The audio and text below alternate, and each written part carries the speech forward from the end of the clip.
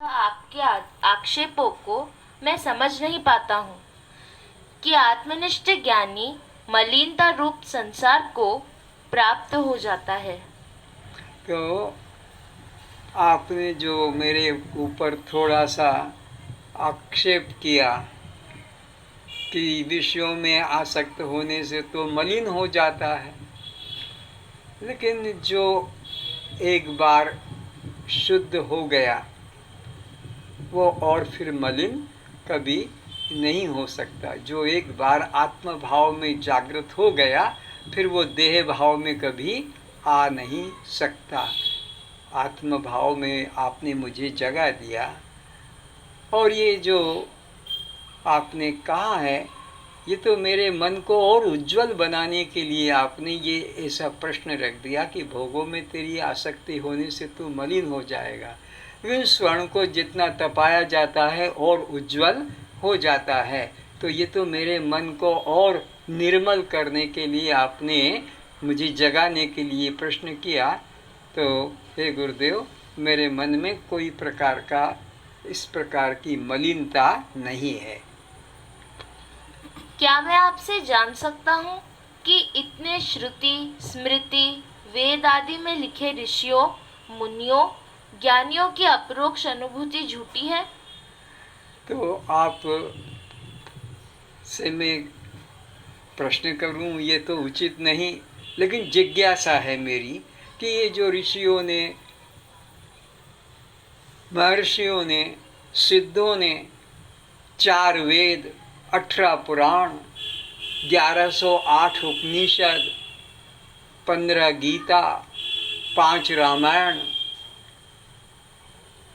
ये सब जो कह रहे हैं कि ज्ञानी को कोई विषय स्पर्श नहीं करते, भोगों में रहते हुए भी वो भोगों से असंग रहता है और ज्ञान के द्वारा वो मुक्त पाता है, तो क्या वो बात सच नहीं है? अगर वो सच है तो फिर मैं भी सच हूँ। अगर वो बात झूठी है तो फिर मेरा जीवन, मेरा निष्ठा जो है कि मैं ब्रह्म हूँ, आत्मा हूँ, ये मेरा भी झूठा हो जाएगा। पर जब वो बात वेदों में, उपनिषदों में सच है, लिखी है उन्होंने, तो वो मेरे जीवन में भी है।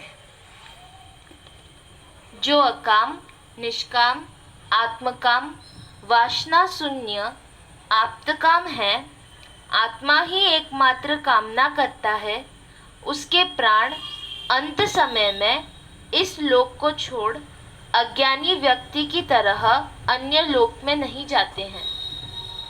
तो पतित होने का तो प्रश्न ही नहीं।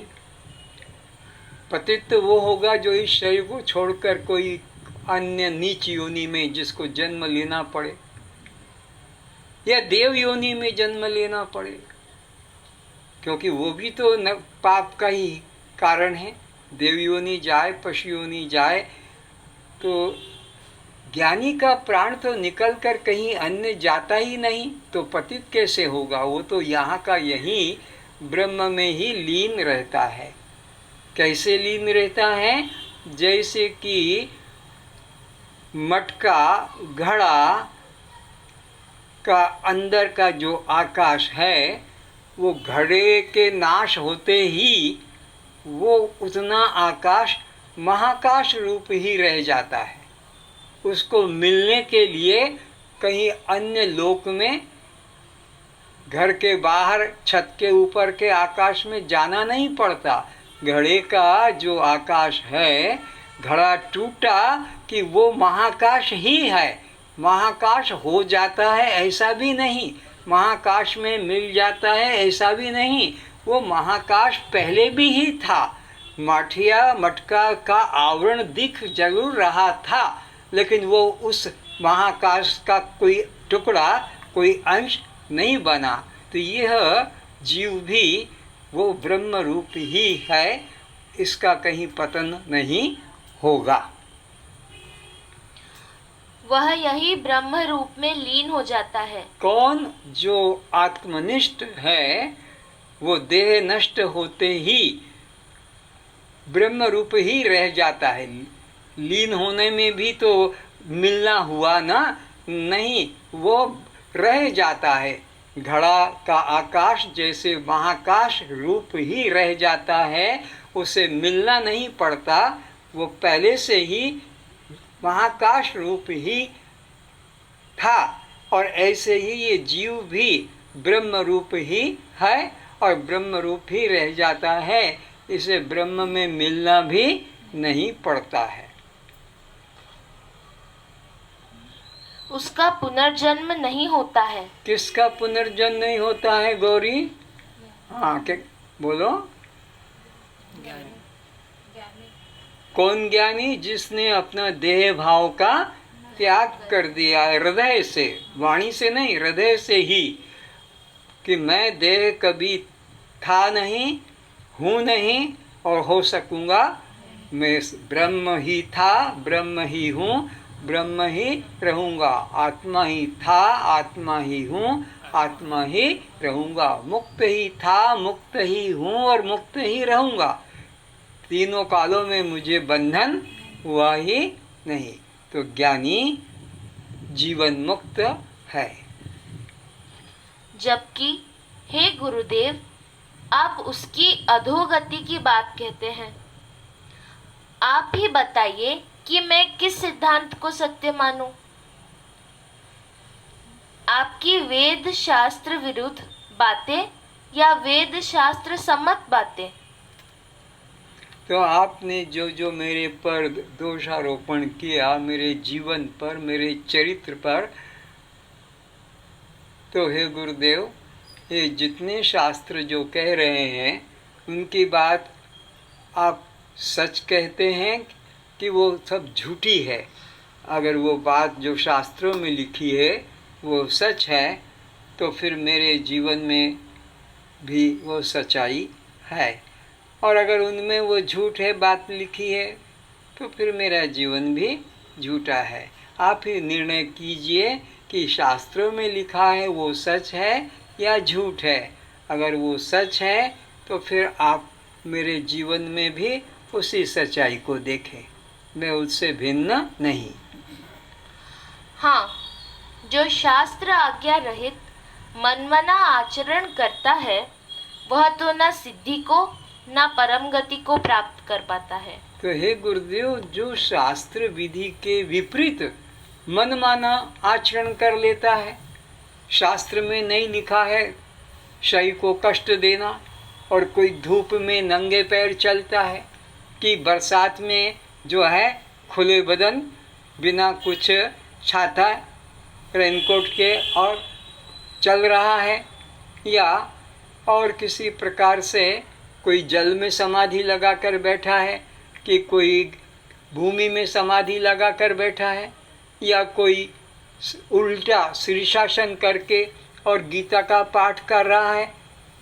इस प्रकार जो शास्त्र के विपरीत, आज्ञा के विपरीत करता है, उसका तो पतन होगा। वो आसुरी स्वभाव का है, क्योंकि शरीर को भी कष्ट दे रहा है और शरीर में रहने वाले मुझ आत्मा को भी कष्ट देता है। उसकी तो दुर्गति ही होगी, वह तो अधोगति को ही जाएगा, जो शास्त्र के विपरीत। लेकिन क्या करना चाहिए, क्या नहीं करना चाहिए, यह शास्त्र से जानकर करता है, उसकी कभी दुर्गति नहीं होगी। तस्मात् शास्त्रम प्रमाणम ते कार्या कार्यो व्यवस्थिता।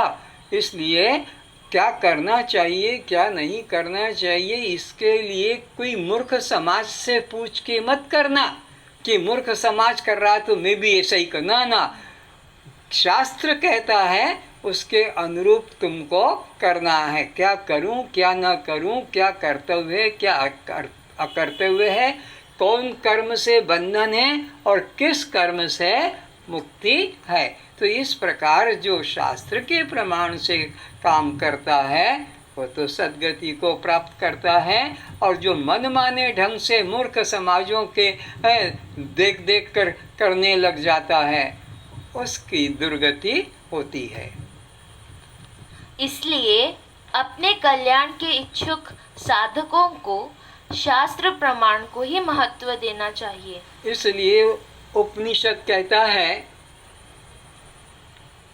कि जिनको पुनर्जन्म की इच्छा नहीं है, जिनको और जन्म लेने की इच्छा नहीं है, इसी जीवन में मुक्ति चाहिए, उन लोगों को ये पूजा और ये तुम्हारे तीर्थ और ये मंदिर और ये तुम्हारे समाधि और ये पत्थर मिट्टी धातु की बनी मूर्तियों की उपासना कभी नहीं करना चाहिए। उपनिषद कहता है कि जिनको मुक्ति चाहिए, पुनर्जन्म नहीं लेना है, उनको कभी भी ये साकार पूजा उपासना तीर्थ मंदिर नहीं करना चाहिए। अगर करता है तो उसको पुनर्जन्म लेना ही पड़ेगा। कर्तव्य अकर्तव्य के संबंध में शास्त्र ही माननीय प्रमाण है। तो मूर्ख लोगों की बात को प्रमाण नहीं देना चाहिए, ज्ञानी लोगों की बात को ही प्रमाणित मानना चाहिए। शास्त्र में लिखी हुई बातों को ही प्रमाणित मानना चाहिए। आत्मनिष्ठा को प्राप्त ज्ञानी का मन पुण्य पाप को उसी प्रकार स्पर्श नहीं कर पाता है जैसे आकाश में सर्दी गर्मी वर्षा होने पर भी किसी के गुण धर्म आकाश को स्पर्श नहीं करते हैं। ज्ञानी का जीवन कैसा होता है, उसके जीवन से किसी भी प्रकार का आपको व्यवहार दिखता हो, लेकिन वो ऐसा उससे अलग है जैसे ये आकाश सुपर साइक्लोन हो, अति वर्षा हो जाए, भयंकर तूफान हो, भूमिकंप हो जाए, पहाड़ बन जाए समुद्र में और पहाड़ जगह समुद्र बन जाए, ये सब कुछ हो जाए, पर आकाश को कुछ छूता नहीं, सब तरफ से आकाश असंग। ठीक ज्ञानी के जीवन में भी यही अवस्था है कि कोई भी प्रकार का व्यवहार होने से उस ज्ञानी को उसका स्पर्श नहीं, असंग रहता है। किसी भी प्रकार के कर्म बंधन रूप नहीं होते हैं। किसको? ज्ञानी को। क्या पहचान? जो देह के अभिमान से, कर्तापन के अभिमान से रहित है और जो सदा साक्षी बनकर, दृष्टा बनकर रहता है। देह से बिल्कुल अपने को ऐसे जानता है जैसे एक कपड़ा शरीर के साथ ऊपर है पर शरीर से अलग है, ऐसे ही इस चमड़े को भी कपड़े की तरह अपने से, शरीर को भी कपड़े की तरह अपने को अलग जाने, कपड़े से शरीर से अलग जाने। उस ज्ञानी को बोलो। किंतु मन जब विषयों के साथ कर्ता भाव से जुड़ता है तब अच्छे बुरे कर्म अनुसार उसे पुण्य पाप का स्पर्श होता है। तो जब अज्ञानी या ज्ञानी कर्म में कर्ता भाव जोड़ लेता है, अज्ञानी का तो कर्ता ही भाव बना ही रहता है, जोड़ना पड़ता नहीं, पर ज्ञानी अगर कर्म में कर्तापन की मैंने किया, मैं कर रहा हूँ, मैंने किया, मैं कर रही हूँ, ये भाव अगर ले आया अंदर तो फिर वह बंधन को प्राप्त होता है। पर ज्ञानी के मन में कभी भी कर्ता भाव जागृत नहीं। जैसे मरा हुआ सैनिक फिर जिंदा होकर किसी की हत्या नहीं कर सकेगा। जो सैनिक लड़ते लड़ते मर गया, अब वो मरा हुआ फिर जिंदा होकर दूसरे को मार नहीं सकेगा। तो इसी प्रकार गुरु के निकट जाकर जिसका यह अज्ञान नष्ट हो गया, अब वापस जिंदा होकर उसका ज्ञान को नष्ट नहीं कर सकेगा। जिस ज्ञान से अज्ञान नष्ट हो गया, वो नष्ट अज्ञान फिर ज्ञान को नष्ट नहीं कर सकेगा। तब वह पापी पुण्यात्मा कहलाता है। तो कौन पापी पुण्यात्मा कहलाएगा? जो कर्म में अपने को बोलो कर्ता बनाएगा कि मैं कर रहा हूँ, मैंने किया, उसको पुण्य पाप स्पर्श करेगा। पर ज्ञानी के मन में तो ऐसा कभी विचार आता ही नहीं है। अगर करता है तो पुण्य पाप फिर उसको स्पर्श करेगा। पाप कर्म से नीच योनियों में एवं पुण्य कर्म से ऊर्ध्व लोकों की प्राप्ति करता है। कौन करता है, ज्ञानी कि अज्ञानी? अज्ञानी को पाप कर्म से नीच योनि में जाना पड़ेगा, उच्च कर्म से उच्च योनियों में जाना पड़ेगा। पर ज्ञानी को तो कहीं जाना आना नहीं है, वो तो यहाँ का यहीं लीन रहता है। किसमें? ब्रह्म में। जैसे कि घड़ा टूटा, उसका आकाश वो महाकाश में ही लीन है, उसको लीन होना नहीं पड़ता। ज्ञानी भी ब्रह्म से सदा अकेला नहीं, जुड़ा हुआ ही रहता है। ज्ञान न होने तक भ्रम से वह जीव 84 लाख योनियों में भ्रमण करता रहता है। तो कौन 84 लाख योनियों में भ्रमण करता रहता है? गुरु की शरण में जाकर ज्ञान पाकर नहीं, बल्कि जिन्होंने गुरु की शरण नहीं ली, सच्चे सद्गुरु की शरण नहीं ली, कोई कानफू का गुरु को गुरु बना लिया, कान में मंत्र दे दिया, हाथ में डोरा बांध दिया, गले में तुम्हारे कंठी डाल दी, तिलक, बस अब तुम चेला और हम गुरु, ऐसा जिन्होंने बना लिया उनको तो पुनर्जन्म होगा, 84 में भटकना पड़ेगा। पर जिन्होंने अपने आत्मा को जान लिया है उनको और भटकना नहीं पड़ेगा, वो सदा ब्रह्म भाव में ही रहते हैं। जब यह मन सत्संगति प्राप्त कर कर्ता भाव त्याग कर मन में दृष्टा साक्षी असंग निष्क्रिय आत्मभाव धारण कर लेता है, तब इसे पुण्य पाप स्पर्श नहीं करते हैं। तो कब पुण्य पाप स्पर्श नहीं करते और किसे नहीं करते? ज्ञानी को। जिसने अपने को देह से पृथक दृष्टा साक्षी आत्मा रूप जाना और दृष्टा साक्षी का भाव मन में धारण कर लिया, उसको फिर पुनर्जन्म नहीं होता। क्योंकि यह मन वह उसके कर्मों का साक्षी होकर रहता है। कौन? वो ज्ञानी।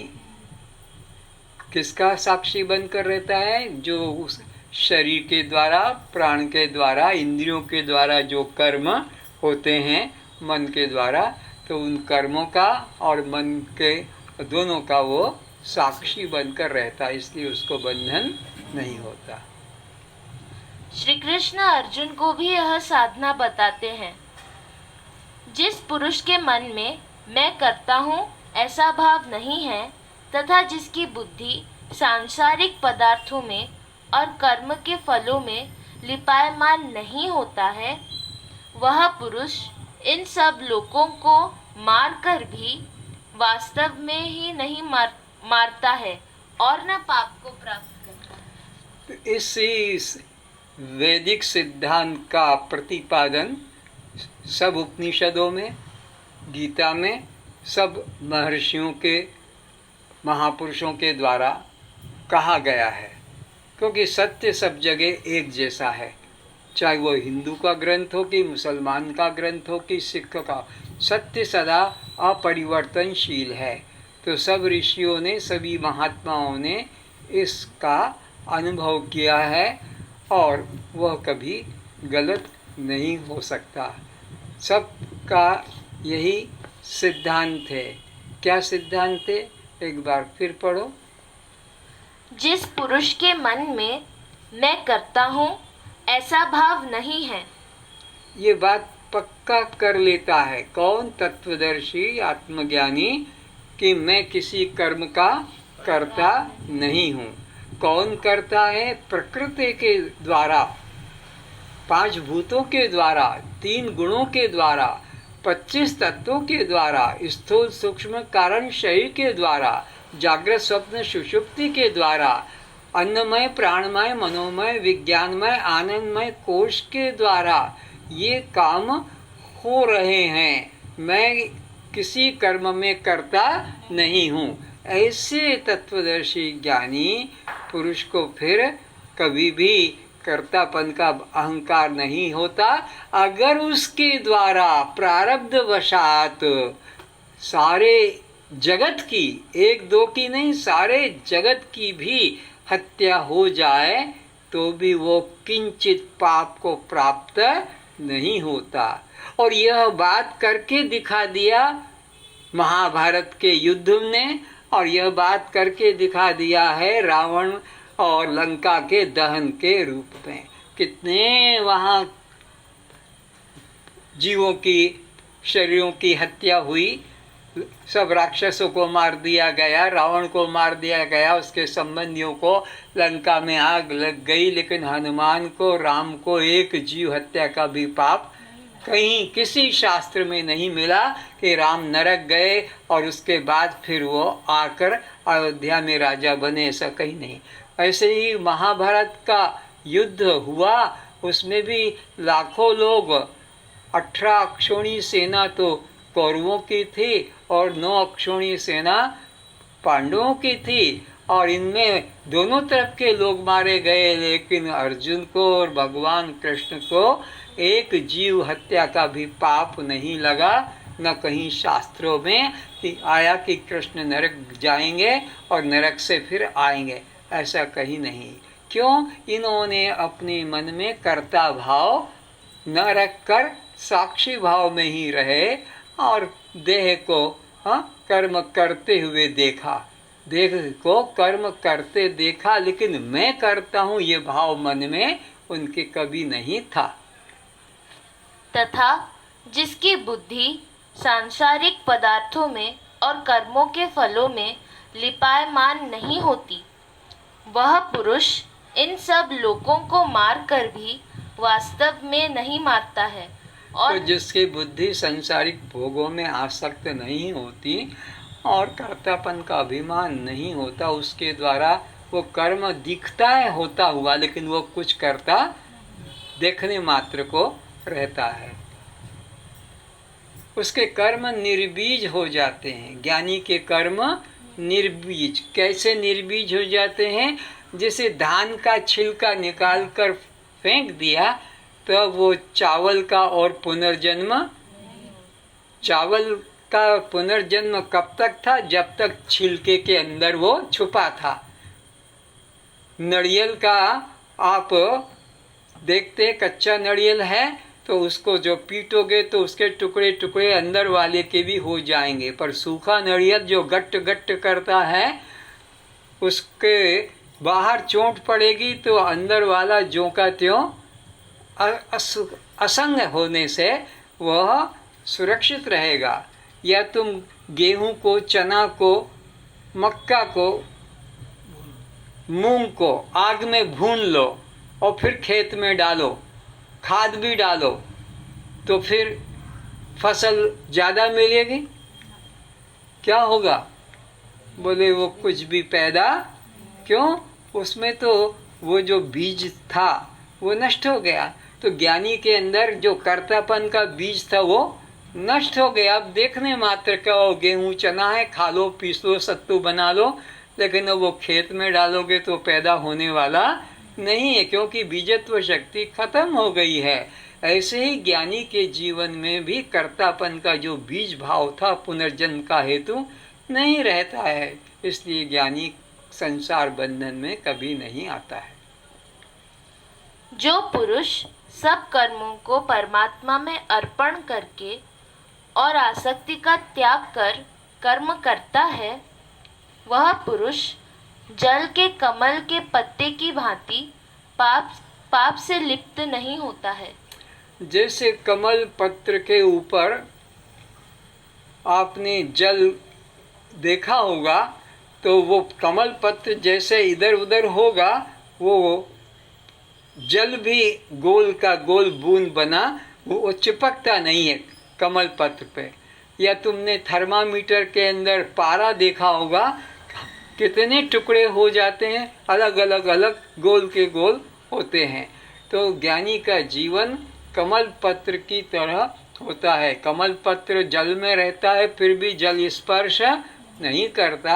ज्ञानी संसार में रहता है, परिवार में रहता है, नौकरी खेती व्यापार करता है, पर उसको वह कर्म स्पर्श नहीं करते। वो करता हो दिखता है दुनिया वालों को, लेकिन वो अंदर से असंग ही रहता है। जैसे सर्प कीचड़ में से निकलने पर भी उसके शरीर को कीचड़ किंचित भी स्पर्श नहीं करता। ऐसा भी कहा जाता है कि कितना भी कीचड़ हो और सर्प जब उसमें से निकलेगा तो उसके बदन के ऊपर से कपड़ा ऐसा रगड़ोगे तो उस पर कीचड़ का दाग नहीं आएगा, छुएगा भी नहीं। तो ज्ञानी का जीवन इसी प्रकार का होगा। वो तुम्हारे साथ हंसेगा, खाएगा, पिएगा, रहेगा, सब कुछ करते हुए दिखेगा, लेकिन उसको वो स्पर्श नहीं होता है। एक घटना, एक संत आकर ठहर गए थे गांव के बाहर थोड़ा जंगल में। तो लकड़ी काटने वाले लकड़ी काटकर उधर से निकलते थे तो संत को भी प्रणाम करते थे, रोज रोज प्रणाम करते थे। संत महान त्यागी थे। तो उन्होंने प्रार्थना की कि महाराज आप थोड़ा नगर के अंदर आओ तो और बूढ़े लोग भी आपके दर्शन कर लेंगे, इतनी दूर जंगल में कोई आ नहीं सकता। और भीड़ बढ़ती गई।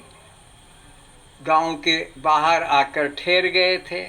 राजा को पता लगा कि मेरे राज्य में नगर के बाहर और एक कोई संत ठहरे हैं और दूर दूर से लोग दर्शन करने आ रहे हैं। तो राजा भी दर्शन करने गया और जाकर प्रणाम किया और कहा महाराज अगर आप महल में आकर ठहर जाएं तो और अधिक लोगों को लाभ मिलेगा। महात्मा ने सुनी अनसुनी कर दी।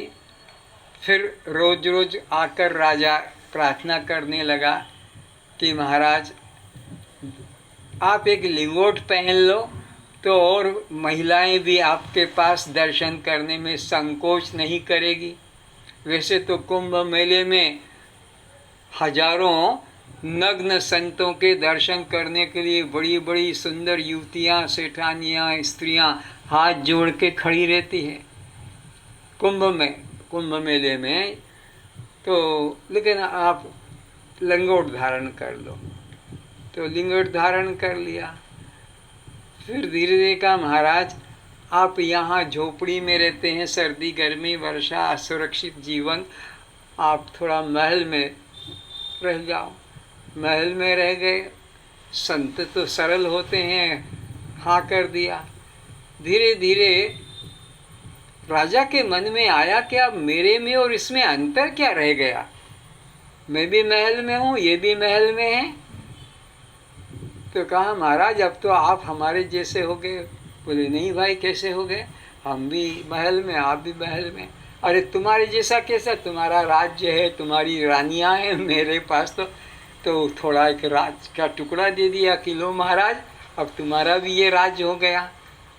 बोले अभी तो हम तुम्हारे जैसे नहीं हैं, तुम्हारे पास तो रानियां हैं, तो रानी भी दे दी। अब धीरे से धीरे राजा के मन में आया कि ये कैसा संत है, राज्य भी कर रहा है मेरी तरह, रानियां भी रख रहा है मेरी तरह, और ये तो सच्चा संत नहीं, गड़बड़ है। तो कहा महाराज अब आप में हम में क्या अंतर है, रोज यही पूछता है। बोले अब तो बहुत अंतर है। अभी अब क्या है, आपके पास भी जमीन है, राज्य का टुकड़ा है आपका, इतना क्षेत्र, और रानियां हैं आपके पास, आप भी उनसे संबंध रखते हैं। तो अब तो आप में मुझ में क्या फ़र्क है। नहीं फ़र्क तो बहुत है। तो वो बताओ। वो बताऊंगा, मैं बताऊंगा। रोज रोज कैसे करके ये बाबा घर से निकल जाए। अब ये मन में व्याकुलता आ गई कि कैसे करके। बोले महाराज आपके तो शिष्य और भी होंगे, वो भी आपको याद करते होंगे, आप पहले से बता दो। आजकल टिकट जल्दी नहीं मिलता, 1-2 महीने पहले से रिजर्वेशन कराना पड़ता है। तो अभी से बता दो। बोले हाँ मैं बता दूंगा। बोले महाराज आप में हमें अंतर क्या है, आप तो चले जाएंगे फिर हमको कैसे बताएंगे। तो बताऊंगा, कल सुबह घूमने चलेंगे। और घूमने के लिए निकले तो चलते गए, 5 बजे से चले तो अब 7 बज गए। राजा कहता है अब चलें, लौट चलें। नहीं अभी और चलते हैं।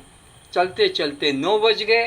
राजा ने कहा भाई अब तो चलें, अब 9 बज गया है, अभी नाश्ते का टाइम हो गया है, और चलते हैं। 12 बज गए। महात्मा को कहा अब तो चलो लौट के।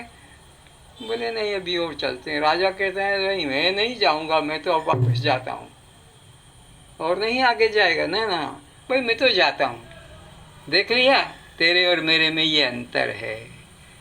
भोग में रहकर, रानियों में रहकर, महल में रहकर राज, लेकिन मेरे मन में कोई, मैं और निकल गया। तो संतों का जो जीवन होता है वह देखने में तुम्हें ऐसा लगता है, लेकिन वो बिल्कुल असंग रहते हैं। उनमें कोई प्रकार के विषयों की आसक्ति नहीं रहती है। आत्मनिष्ठ ज्ञानी कर्तापन के अभिमान को मन से त्याग कर साक्षी भाव में स्थित इस नव द्वार वाले देह मंदिर में आनंद पूर्वक सच्चिदानंद परमात्मा के स्वरूप में स्थित रहता है। तो जो तत्वनिष्ठ पुरुष हैं वह ये 9 द्वार वाला ये हमारा मंदिर है, हमारी तुम्हारी तरह वो भी रहते हैं, लेकिन उनके मन में कोई प्रकार की आसक्ति नहीं होती है और वो साक्षी भाव में ही रहते हैं। हे गुरुदेव, अंतःकरण के धर्म पुण्य पाप को जो अपना मानता है उन्हें ही वह पुण्य पाप लगता है। तो हे गुरुदेव, आपने जो कहा है कि तेरे को पाप लगेगा, तो पाप तो उनको लगता है जिन्होंने अंतःकरण के वृत्ति को या अंतःकरण को अपना मान लिया है। किंतु जिन्होंने अंतःकरण को सूक्ष्म शरीर का एक अंग मान लिया, ये दृश्य मान लिया और मैं उसका दृष्टा हूँ, तो अंतःकरण के कर्मों को जिन्होंने अपना कर्म मान लिया है उनको पाप लगता है। किंतु जिसने अपने को इस शरीर से, अंतःकरण से अपने को दृष्टा जान लिया, उनको कर्म का पाप नहीं लगता। तो अज्ञानी लोग प्रकृति के हुए कर्म को मैं कर रहा हूँ, मैंने किया, ऐसा सबको अहंकार होता है। अज्ञानियों को मैं कर रहा हूँ, मैंने किया है, या मैं स्त्री हूँ कि मैं पुरुष हूँ। लेकिन जिसने अपने को दृष्टा साक्षी आत्मरूप जान लिया, उनको किसी प्रकार का कर्म बंधन नहीं होता है।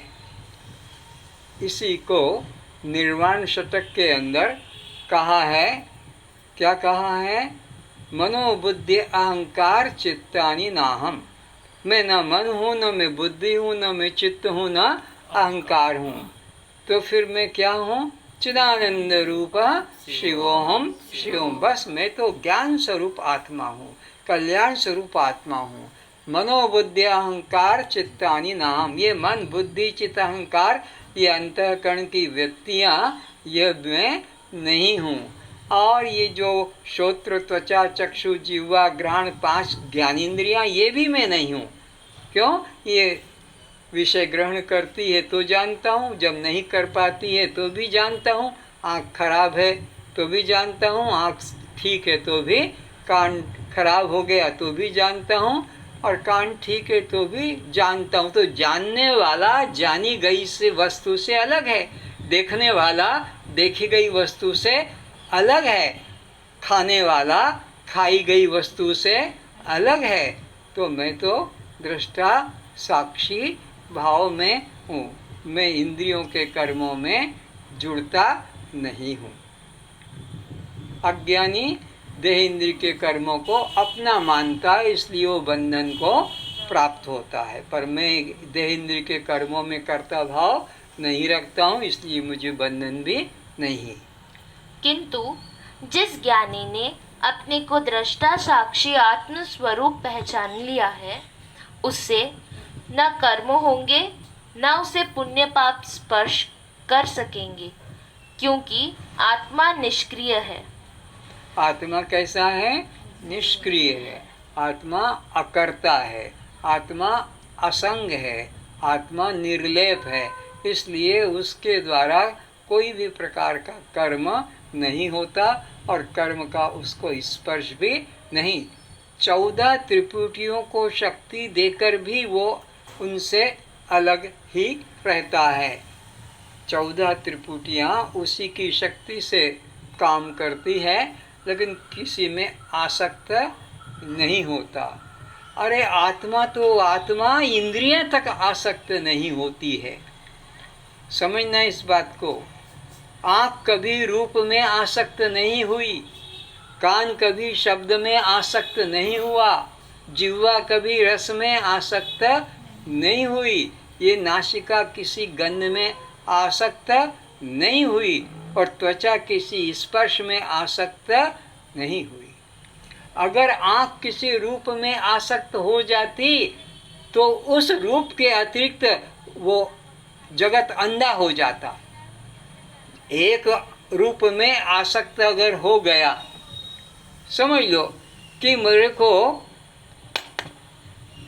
श्रद्धा दिख रही है, श्रद्धा में आसक्त हो गया, तो फिर मुझे ये गौरी कि मुझे मीका कि बापू कि रमेश कि ये कोई भी नहीं दिखाई पड़ते। आसक्त जिसमें हो गई बस, अब उसको दूसरा रूप दिखाई नहीं पड़ता, लेकिन सब रूप दिखते हैं। किसी के भजन में गाने में आसक्त हो जाता तो फिर उसको दूसरे शब्द सुनाई नहीं पड़ते। जैसे कि मजनू लैला में आसक्त हो गया तो उसको कोई भी रूप जचता ही नहीं था, उसको दिखता ही नहीं था, उसको लीला के अलावा दूसरा। तो ये इंद्रियां भी असंग ही हैं, ये हमारा प्राण भी असंग है और मन भी असंग है। अगर मन किसी एक विषय में आसक्त हो जाता तो फिर उस मन को दूसरा कुछ भी अच्छा नहीं लगता। तो तुम्हारा तो स्वरूप ही असंग ब्रह्म है। एक दृष्टांत से सुनिए। एक पंडित किसी ग्राम को जा रहे थे, किंतु रास्ते में एक वृक्ष के नीचे छाया में विश्राम करने लेट गए। वह एक दृष्टांत समझा रहे हैं कि जो अपने को जैसा मानता है वैसा उसको लगता है, जो मानता नहीं तो लगता भी नहीं। तो वो पंडित जी खेत के पास से जा रहे हैं, तो झाड़ के नीचे खेत में वो बैठ गए आराम करने के लिए। वो किसान अपना हल चला रहा है और हल चलाते चलाते वह कुछ अपशब्द बोलने लगा। तो किसान ने तो अपशब्द बोला बैल को कि तेरे मालिक को मैं ऐसा कर दूं, तेरा मालिक को ऐसा गाली दे रहा, जबकि वो मालिक खुद है किसान, पर गाली दे रहा है किसको? बैल को। तो वो पंडित जी झाड़ के नीचे बैठे सोच रहे कि ये सारा आदमी कैसा है, गाली दे रहा है, तो ये गाली तो इसी को लग रही है और ये गाली दिए जा रहा है। तो कहा अरे किसान बाबा, ये तुम जो गाली दे रहे हो जानते हो किसको लग रही है? बोले जो साला गाली का अर्थ जाने उसको जो लगे, मेरे को काय को लगे। तो बेचारा पंडित जी चुपचाप चल दिया कि ये तो मैं ही समझ रहा हूँ, अर्थ तो मेरे को लग रहा है। तो ज्ञानी के जीवन में कुछ भी अज्ञानी को दिखता है तो अज्ञानी को ही पाप पुण्य लगता है। ज्ञानी की दृष्टि में वहाँ पाप पुण्य नहीं, तो पाप पुण्य जैसा मति वैसी गति। पढ़ो क्या हुआ है? वो कहानी हाँ पढ़ दो, क्या पता और कुछ हो, मेरे को मालूम नहीं कहानी का।